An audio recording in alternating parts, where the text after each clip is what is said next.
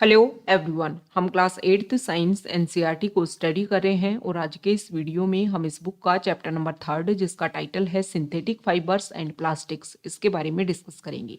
तो चलो स्टार्ट करते हैं। चैप्टर को स्टार्ट किया है कुछ बेसिक बातों के साथ में कि हम सभी क्लॉथ पहनते हैं। क्लॉथ का फॉर्मेशन होता है फैब्रिक से और फैब्रिक जो है उनको बनाया जाता है फाइबर से और फाइबर को हम ऑब्टेन करते हैं नेचुरल या फिर आर्टिफिशियल सोर्सेज से। तो इन सारे पॉइंट्स को आप इस तरीके से समझ सकते हो कि सबसे पहले नेचुरल या फिर आर्टिफिशियल सोर्सेज से हम ऑब्टेन करते हैं फाइबर को, फिर फाइबर से बनाए जाते हैं फैब्रिक और फैब्रिक से बनाए जाते हैं क्लॉथ। अभी जो फाइबर है इसका मेन यूज सिर्फ फैब्रिक बनाने का ही नहीं है, इसके अलावा बहुत सारे डिफरेंट टाइप के हाउस होल्ड आर्टिकल जो हैं वो भी फाइबर से बनाए जाते हैं। अब यहाँ पर हमने बात की कि जो फाइबर है उसको ऑब्टेन किया जाता है नेचुरल या फिर आर्टिफिशियल सोर्सेज से।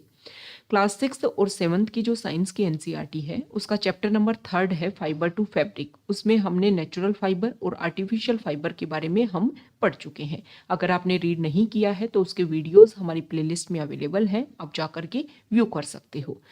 यहाँ पर इस चैप्टर में भी नेचुरल फाइबर और आर्टिफिशियल फाइबर के बारे में बात बताई गई है कि वो फाइबर जिनको हम प्लांट्स या फिर एनिमल से ऑब्टेन करते हैं उनको बोला जाता है नेचुरल फाइबर, जैसे कि कॉटन, वूल एंड सिल्क। अब बात आती है सिंथेटिक फाइबर की, तो वो फाइबर जो ह्यूमन बींग्स के द्वारा बनाए जाते हैं उनको बोला जाता है सिंथेटिक फाइबर या फिर मैन मेड फाइबर। तो सबसे पहले अब चैप्टर में हम डिस्कस करेंगे कि सिंथेटिक फाइबर होते क्या है। जैसा कि चैप्टर का जो टाइटल है उसका जो फर्स्ट पार्ट है वो है सिंथेटिक फाइबर। तो सिंथेटिक फाइबर होते क्या है, तो सबसे पहले यहाँ पर एग्जाम्पल के थ्रू समझाने की कोशिश की गई है कि मान लो आपके पास में बहुत सारे बीड्स हैं और इन बीड्स को आप एक थ्रेड के थ्रू जो है वो आपस में कनेक्ट करते हो और एक नेकलेस में इसको कन्वर्ट कर देते हो। सेम इसी तरीके से यहाँ पर आपके पास में बहुत सारे पेपर के पीसेज हैं, इन सभी को आप आपस में एक दूसरे से जॉइंट करते हो और एक लॉन्ग चेन जो है वो बना देते हो। तो सिंथेटिक फाइबर जो है वो भी इसी तरीके की एक लंबी चेन होती है बहुत सारे स्मॉल यूनिट्स की, जिनको आपस में जॉइन कर दिया जाता है। A synthetic fibre is also a chain of small units joint together.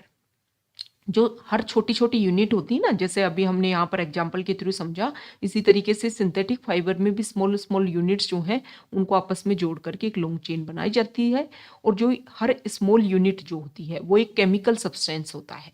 अगर हम एक्चुअली में व्यू करें तो एक केमिकल सब्सटेंस होता है और इसी तरीके से बहुत सारी स्मॉल यूनिट्स जो हैं वो मिल करके एक लार्ज सिंगल यूनिट बनाते हैं जिसको बोला जाता है पॉलीमर। पॉलीमर जो है वो 2 ग्रीक वर्ड से मिलकर के बना है। पोली का मतलब होता है मैनी और मर का मतलब होता है part, unit. So A polymer is made of many repeating units. तो इससे पता चलता है कि बहुत सारी जो यूनिट्स हैं उनके रिपीट होने से पॉलीमर का फॉर्मेशन हुआ है। अब यहाँ पर हम बात करें कि देखो जो पॉलीमर है वो सिर्फ आर्टिफिशियल मेड ही नहीं होते, वो नेचर में भी एग्जिस्ट करते हैं। तो जो हमारा कॉटन है वो एक पॉलीमर है और जिसको बोला जाता है cellulose. Cellulose is made up of a large number of glucose units. Small small glucose units आपस में मिलती हैं और इसके से जो है वो सेल्यूलोज का फॉर्मेशन होता है। तो हमने सिंथेटिक फाइबर क्या होते हैं ये हमने डिस्कस कर लिया। अब हम डिस्कस करेंगे सिंथेटिक फाइबर के जो डिफरेंट टाइप्स हैं उनके बारे में। तो फर्स्ट टाइप है रेयन। तो देखो क्लास 7th की जो साइंस की एनसीईआरटी है उसमें हम पढ़ चुके हैं कि सिल्क फाइबर को हम सिल्क वॉर्म से ऑब्टेन करते हैं और सबसे पहले इसको चाइना में डिस्कवर किया गया था। बहुत लंबे समय तक ये जो प्रोसीजर है इसको सीक्रेट लेवल पर रखा गया था ताकि अदर लेवल पर इस तरीके से सिल्क का फॉर्मेशन ना हो सके। अब हम सिल्क फाइबर से जो फैब्रिक ऑब्टेन करते हैं वो बहुत ज़्यादा कॉस्टली होता है, लेकिन इतना ज़्यादा अच्छा होता है कि हर कोई इसकी तरफ एक तरीके से अट्रैक्ट हो जाता है सिल्क फाइबर की तरफ। तो कोशिश की गई कि एक ऐसा अल्ट्रेशन बनाया जाए सिल्क फाइबर का जो दिखे बिल्कुल सिल्क फाइबर जैसा लेकिन इतना कॉस्टली ना हो। तो इसके लिए साइंटिस्ट जो हैं उन्होंने अपना प्रोसीजर स्टार्ट कर दिया कि आर्टिफिशियल लेवल पर जो सिल्क है उसको बनाया जा सके। फिर 19th सेंचुरी के एंड तक आते आते जो साइंटिस्ट हैं वो एक ऐसा फाइबर ऑब्टेन करने में सक्सेसफुल हो गए जो बिल्कुल सिल्क के जैसी प्रॉपर्टी जिसमें एग्जिस्ट करती थी। ओके, तो यहाँ पर बताया गया कि जो आर्टिफिशियल तरीके से जो सिल्क फाइबर बनाया गया उसको बनाया जाता है वुड पल्प की वुड का जो पल्प होता है उसके केमिकल ट्रीटमेंट से बनाया जाता है सिल्क जैसे दिखने वाला फाइबर, जिसको बोला जाता है आर्टिफिशियल सिल्क या फिर रेयोन। तो क्वेश्चन ये आ जाए कि आर्टिफिशियल सिल्क क्या होता है, तो इसका आंसर आएगा रेयोन। अब देखो, वैसे अगर हम बात करें, जो मेन सोर्स है रेयोन को ऑब्टेन करने का वो है वुड पल्प। मतलब वुड पल्प क्या है, मतलब अभी हमने डिस्कस किया कि वो फाइबर या तो हमें मिले प्लांट से या फिर हमें मिले एनिमल से, तो वो क्या होंगे, नेचुरल फाइबर। तो ये वुड पल्प से बन रहा है रेयोन, लेकिन इसमें ह्यूमन एक्टिविटी जो है वो भी इन्वॉल्व है, तो इसीलिए इसको क्या बोला जाता है, मैनमेड फाइबर बोला जाता है। अब देखो, ये जो रेयोन जो होता है वो सिल्क से अगर हम इसका कंपैरिजन करें तो काफ़ी ज़्यादा चीप होता है, और इसको बिल्कुल सिल्क फाइबर की तरह ही इसको वोवन किया जा सकता है, इसको डिफरेंट कलर में डाई किया जा सकता है। रेयोन जो है इसको अगर हम कॉटन के साथ मिक्स करके इसको बेडशीट के रूप में यूज़ कर सकते हैं, और वूल के साथ में इसको मिक्स करके हम कारपेट बना सकते हैं। तो हमने सिल्क का एक चीपर पार्ट जो है वो ढूंढ लिया, जो सिल्क जैसा दिखता है लेकिन सिल्क से चीप है, और नॉर्मल पॉपुलेशन भी इसको खरीद सकती है। तो रेयोन के बारे में हमने डिस्कस कर लिया है। अब second type of synthetic fibre, मतलब सिंथेटिक फाइबर जो दूसरे तरीके का होता है वो है नाइनोल।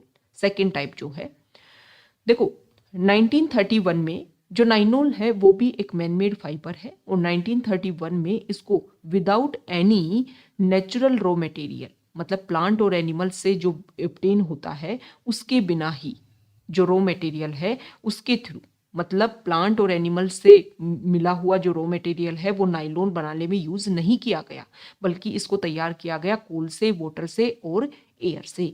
मतलब अगर हम बात करें तो पहला फर्स्ट फुल्ली सिंथेटिक फाइबर जो है वो है नाइलॉन, ये आपको ध्यान में रखना है। नाइलॉन फाइबर जो है वो काफ़ी ज़्यादा स्ट्रॉन्ग होता है, इलास्टिक होता है और लाइट होता है। इसके जो क्लॉथ होते हैं वो काफ़ी लस्ट्रस होते हैं, धोने में काफ़ी ज़्यादा आसान होता है, इसीलिए कपड़े बनाने में काफ़ी ज़्यादा लस्ट्रस होते हैं इसके जो कपड़े होते हैं, फाइबर जो होता है, इसीलिए क्लॉथ बनाने में बहुत ज़्यादा इसका यूज़ किया जाता है।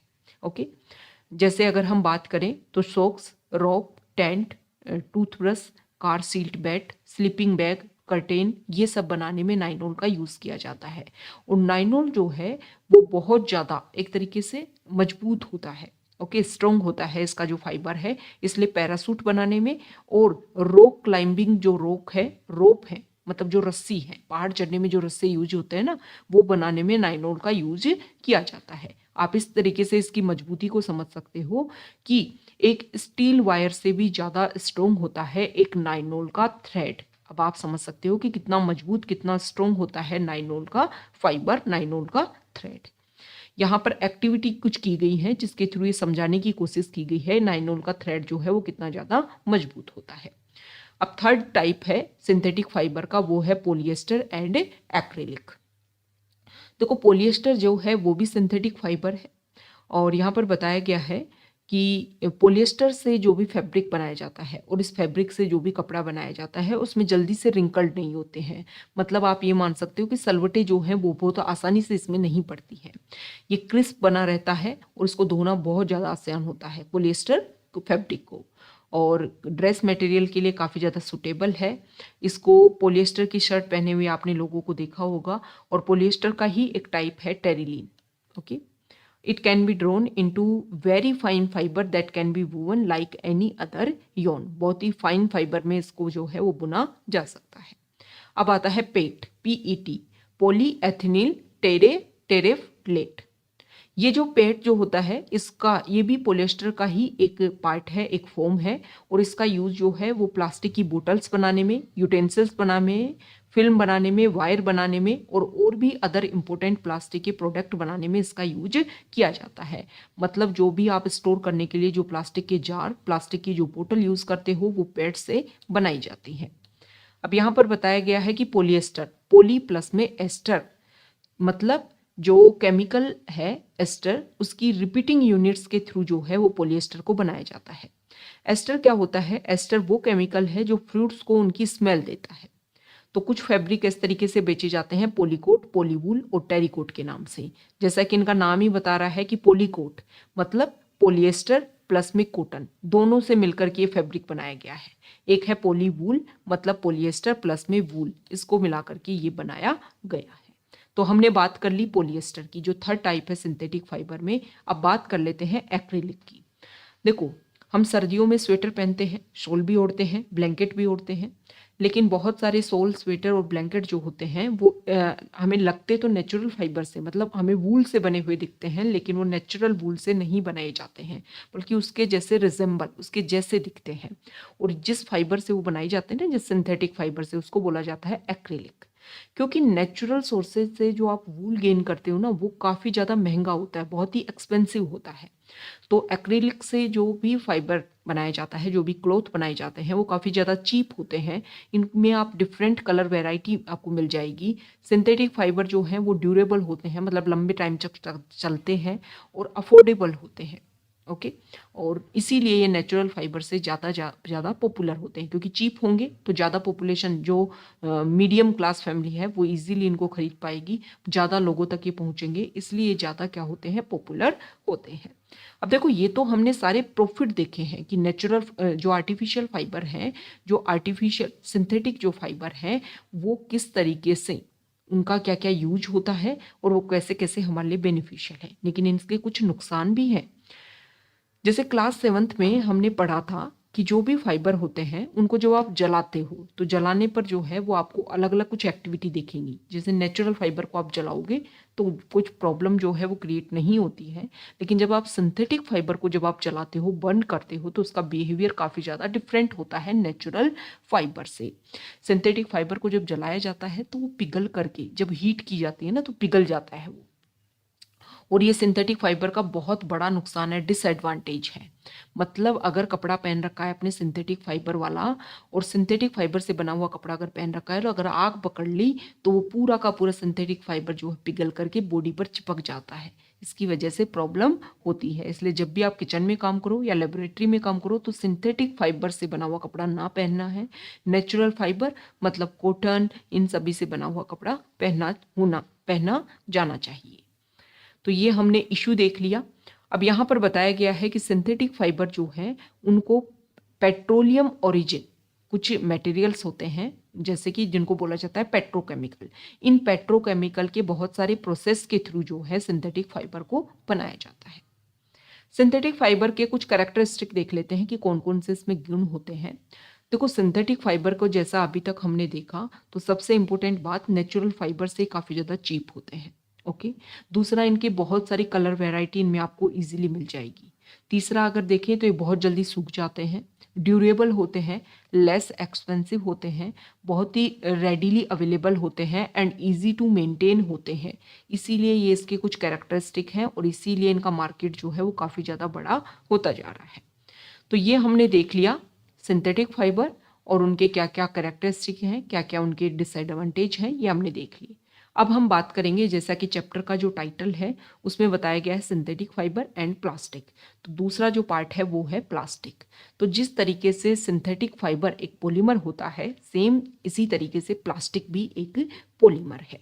और इसमें जो भी स्मॉल स्मॉल यूनिट जो होती है वो उनको आपस में कलेक्ट करके जो है प्लास्टिक बनाया जाता है। प्लास्टिक का बहुत ज़्यादा यूज़ होता है। प्लास्टिक आपको बहुत सारे कलर में अवेलेबल हो जाएगा, बहुत सारी साइज में अवेलेबल हो जाएगा। साथ ही साथ में इसको रिसाइकिल किया जा सकता है, रीयूज किया जा सकता है, कलर्ड किया जा सकता है, मेल्ट किया जा सकता है, मेल्ट करके दोबारा से प्लास्टिक की शीट में इसको कन्वर्ट किया जा सकता है। इसीलिए प्लास्टिक के बहुत ज़्यादा यूज होते हैं। अब प्लास्टिक में जो स्मॉल स्मॉल यूनिट है वो अलग अलग टाइप में मिली हुई होती हैं।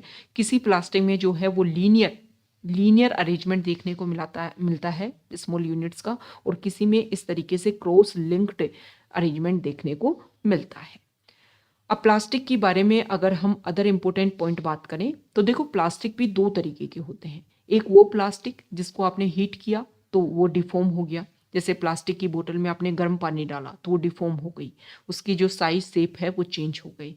और मतलब ऐसी प्लास्टिक जो हीटिंग की वजह से इजीली बेंट हो जाती है उसको बोला जाता है थर्मोप्लास्टिक।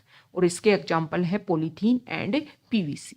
ओके, और इनका यूज किस में किया जाता है? Manufacturing toys, comb and various type of container बनाने में इनका यूज किया जाता है। अब एक दूसरे तरीके की प्लास्टिक होती है जिसको आप हीट करने पर भी वो सॉफ्ट नहीं हो सकती है, और इसको जब इसको एक बार वो प्लास्टिक जिसको आपने एक बार मोल्ड कर दिया किसी एक शेप साइज में, तो उसको हीट करने पर भी वो क्या नहीं होती है, चेंज नहीं होती है, उसको बोला जाता है थर्मोसेटिंग प्लास्टिक। तो ये डिफरेंट टाइप हो गए प्लास्टिक के, थर्मोप्लास्टिक और थर्मोसेटिंग प्लास्टिक। ओके, उसके भी दो एग्जाम्पल है, एक है बेकेलाइट और एक है मेलामाइन। देखो, जो बेकेलाइट जो होता है वो हीट और इलेक्ट्रिसिटी का पुअर कंडक्टर होता है, जिसकी वजह से जो इलेक्ट्रिकल स्विचेज हैं, जो आपके घर में जो स्विच बने होते हैं वो बेकेलाइट से बनाए जाते हैं। आपके घर में किचन में बहुत सारे बर्तन होंगे, उनके हैंडल जो है प्लास्टिक के लगे होते हैं, वो भी बेकेलाइट से बनाए जाते हैं। मेलामाइन जो दूसरा टाइप है थर्मोसेटिंग प्लास्टिक का, ये फायर को रेजिस्ट करता है, मतलब ऐसी जगह आग पकड़ने वाली जो जगह है उसको रेजिस्ट करता है प्लास्टिक होकर के भी। तो इसीलिए फ्लोर की टाइल बनाने में, किचन वेयर और फैब्रिक बनाने में, वो फैब्रिक जो फायर को रेजिस्ट करते हैं वो बनाने में मेलामाइन का यूज किया जाता है।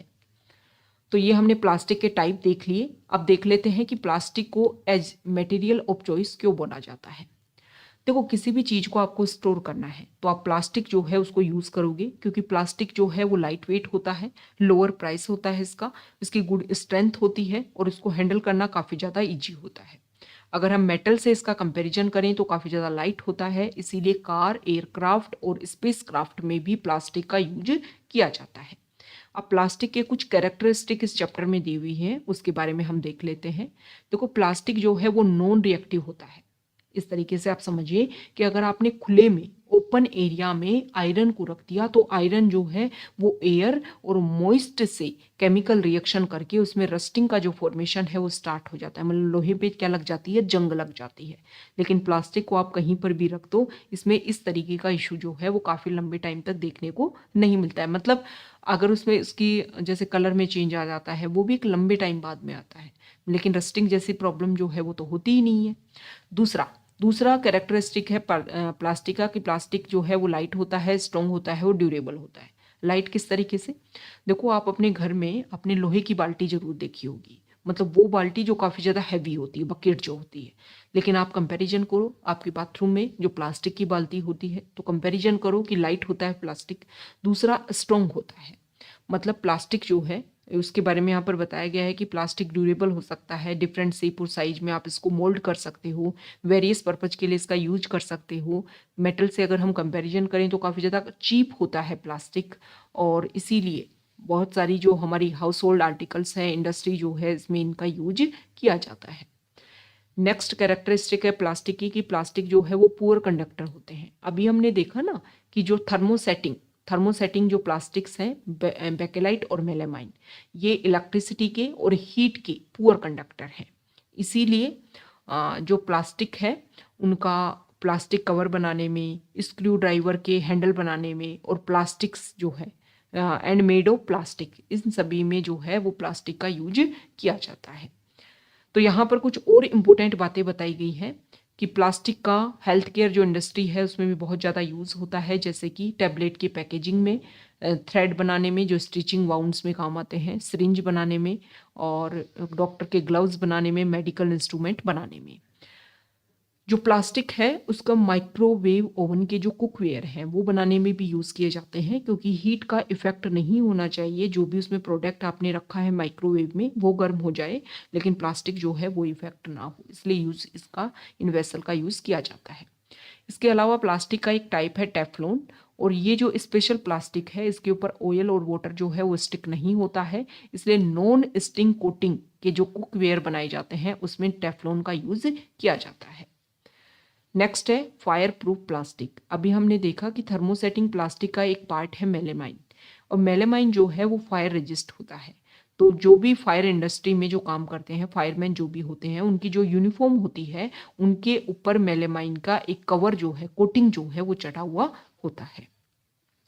तो हमने प्लास्टिक के कैरेक्टरिस्टिक देख लिए, प्लास्टिक के टाइप देख लिए। अब हम देख लेते हैं प्लास्टिक और एनवायरमेंट। देखो, हम मार्केट में जाते हैं, हम मार्केट से जब भी कोई सामान लाते हैं तो प्लास्टिक का बैग यूज़ करते हैं। तो इस आर्टिकल में बताया गया है कि प्लास्टिक का बैग जो यूज़ करते हैं वो डिग्रेडेबल नहीं होता है, मतलब ऐसी चीज़ें जिनको लंबे टाइम तक आपने कहीं डंप कर दिया लेकिन फिर भी वो डिग्रेड नहीं हो रही है, जैसा कि इसी बुक के चैप्टर नंबर 2 में हमने डिस्कस किया कि जो माइक्रो ऑर्गेनिज्म जो है जिन्हीं का पार्ट है बैक्टीरिया, बैक्टीरिया क्या करता है, नेचुरल प्रोसीजर के थ्रू किसी भी मटेरियल को डिकम्पोज करता रहता है। जैसे सोइल में कोई चीज गिरी हुई है उसको डिकम्पोज कर देगा, लेकिन वो प्रोडक्ट जो डिकम्पोज नहीं हो पाते हैं नेचुरल प्रोसीजर के थ्रू, उनको बोला जाता है नॉन बायोडिग्रेडेबल प्रोडक्ट, और जो डिकम्पोज हो जाते हैं उनको बोला जाता है बायोडिग्रेडेबल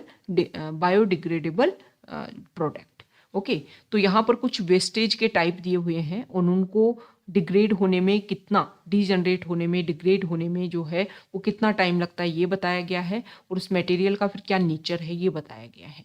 तो देखो, वेजिटेबल और फ्रूट्स के पील को अगर आप वेस्टेज में काउंट करते हो तो 1 से 2 वीक में ये डीजनरेट हो जाते हैं और ये बायोडिग्रेडेबल मटेरियल है। फिर है पेपर, 10 से 30 दिन में ये डीजनरेट हो जाएंगे और बायोडिग्रेडेबल है। कॉटन क्लॉथ 2 से 5 महीने में ये डिकम्पोज हो जाते हैं, बायोडिग्रेडेबल मटेरियल है। फिर है वुड, 10 से 15 साल, बायोडिग्रेडेबल। वूलन क्लॉथ जो है वो लगभग 1 साल लग जाता है उनको बायोडिग्रेड होने में और बायोडिग्रेडेबल मटेरियल है।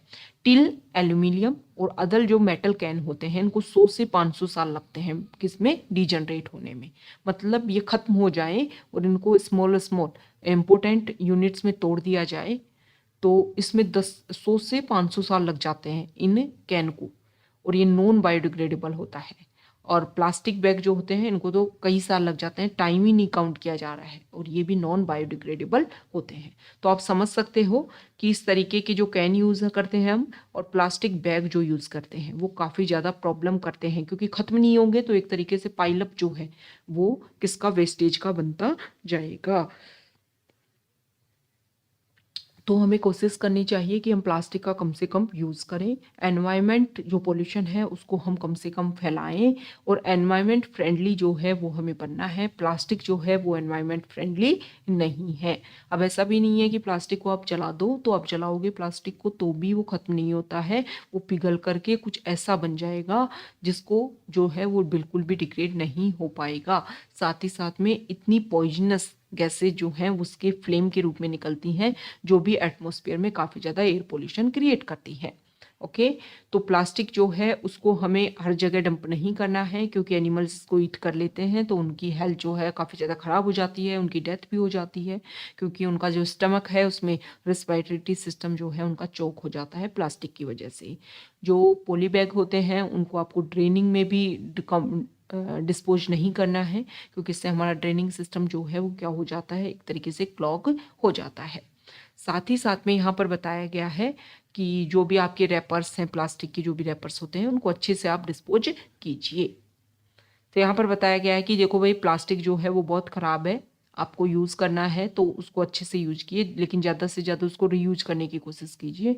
और सबसे ज़्यादा ध्यान में ये रखना है कि आपके घर में जो भी वेस्टेज निकलता है उसमें आप डिफरेंट कीजिए, जो बायोडिग्रेडेबल है और जो नॉन बायोडिग्रेडेबल है दोनों को सेपरेट कीजिए, ताकि दोनों को अलग अलग लेवल पर डिस्पोज किया जा सके। तो एक रिस्पॉन्सिबल सिटीजन के नाम पर आपको हमेशा ध्यान रखना है 5R। ये फॉर्मूला इंपॉर्टेंट है, रिड्यूस, रीयूज, रिसाइकल, रिकवर और refuse. Develop habits with environment friendly. Environment के अकॉर्डिंग आपकी हैबिट्स जो है वो आपको डेवलप करनी चाहिए। यहाँ पर बताया गया है कि घर से बाहर जब भी जाओ तो प्लास्टिक बैग जो है उनको वाटर बॉडीज में मत डालो। साथ ही साथ में शॉपिंग के लिए जाओ तो अपने साथ में कॉटन कैरी बैग या फिर जूट का बैग लेकर के जाओ। साथ ही साथ में जो प्लास्टिक के मटेरियल्स हैं उनको यूज़ करना कम से कम करो, जैसे कि जो बच्चे हैं वो टिफ़िन लेकर के जाते हैं प्लास्टिक का, उसकी जगह पर स्टील का लंच बॉक्स जो है उसको प्रेफर करो। तो चैप्टर को कर लिया है हमने कंप्लीट। अब चैप्टर के जो भी इंपॉर्टेंट पॉइंट्स हैं उनको हम समरी में डिस्कस कर लेते हैं। तो यहाँ पर बताया गया है कि सिंथेटिक फाइबर और प्लास्टिक जो होते हैं वो नेचुरल फाइबर की तरह ही होते हैं, are made of very large units called polymers. Polymers से इनको बनाया जाता है, और पॉलीमर जो है वो वेरी स्मॉलर यूनिट से मिलकर के बनते हैं। नेचुरल फाइबर को हम प्लांट या एनिमल से गेन करते हैं, और सिंथेटिक फाइबर जो है वो केमिकल प्रोसेसर या पेट्रोकेमिकल्स के केमिकल प्रोसेसिंग से इनको बनाया जाता है।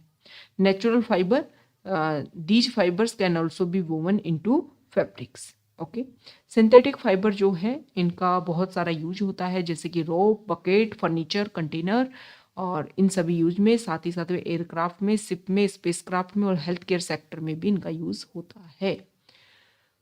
यहाँ पर बताया गया है कि सिंथेटिक फाइबर को बनाने में बहुत सारे केमिकल्स जो हैं उनका यूज़ किया जाता है और कुछ सिंथेटिक फाइबर के टाइप हैं जैसे कि रेयोन, नाइलॉन, पॉलिएस्टर और एक्रिलिक। यहाँ पर बताया गया है कि प्रत्येक जो फाइबर है वो एक दूसरे से काफ़ी ज़्यादा डिफरेंट होता है, उसकी स्ट्रेंथ को लेकर के, वाटर एब्जॉर्बिंग को कैपेसिटी को लेकर के, नेचर ऑफ बर्निंग को लेकर के, कॉस्ट को लेकर के और ड्यूरेबिलिटी को लेकर के। आज की जो लाइफ है हमारी वो प्लास्टिक के बिना इमेजिन नहीं की जा सकती है। घर में, घर के बाहर, सभी जगह जो है वो प्लास्टिक प्रेजेंट है। तो प्लास्टिक से जो भी वेस्टेज जनरेट होता है वो एनवायरनमेंट फ्रेंडली नहीं है। प्लास्टिक को जलाने से पॉइजनस गैसेज निकलती है, डंप करने पर सालों तक ये डिजनरेट नहीं हो पाता है और इसीलिए ये नॉन बायोडिग्रेडेबल इसका नेचर है। तो हमें सिंथेटिक फाइबर प्लास्टिक का जो यूज है वो इस तरीके से करना चाहिए कि इसकी जो गुड क्वालिटीज़ हैं वो हमारे लिए बेनिफिशियल हो और एनवायरनमेंट को इसकी वजह से कोई भी इशू क्रिएट ना हो। तो ये हमने चैप्टर को कर लिया है कंप्लीट। अगर आप यहाँ तक आए हैं, वीडियो आपको बहुत अच्छा लगा है तो प्लीज़ वीडियो को लाइक कर दीजिए, शेयर कर दीजिए और चैनल को सब्सक्राइब कर दीजिए। Okay, thank you. आप हमारे अदर इम्पोर्टेंट वीडियोस को भी प्लेलिस्ट में जा कर के व्यू कर सकते हो। Okay, thank you.